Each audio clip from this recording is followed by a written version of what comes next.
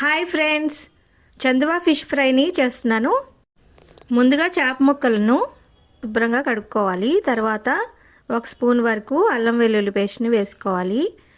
1 spoon వరకు garam masala powder, 1 spoon salt, 2 spoons వరకు కారం వేసుకొని బాగా కలుపుకోవాలి. 1 స్పూన్ వరకు ఆయిల్ కూడా వేసుకొని బాగా కలుపుకున్న తర్వాత చేప ముక్కలను ఒక అరగంట వరకు కూడా పక్కన పెట్టుకోవాలి.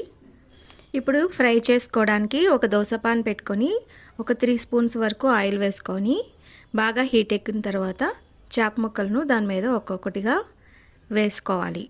వేసుకొని బాగా వేయించుకోవాలి. 2-3 నిమిషాల వరకు అలా వేగిన తర్వాత ఒక్కొక్కటి తిరిగేస్తూ వేయించుకోవాలి. ఇప్పుడు 5 మినిట్స్ అలాగే ఉంచిన తర్వాత మళ్ళీ ఒకసారి తిరిగేసుకోవాలి. ఇలా 15 మినిట్స్ వేయించుకున్నామంటే సిమ్లో చాలా క్విక్గా అయిపోతుందండి. చాలా టేస్టీగా ఉండే చందువా ఫిష్ ఫ్రై రెడీ అయిపోయింది.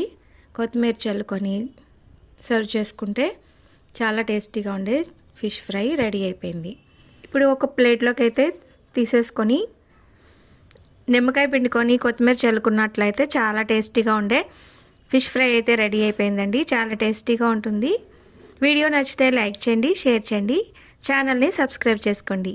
Thank you.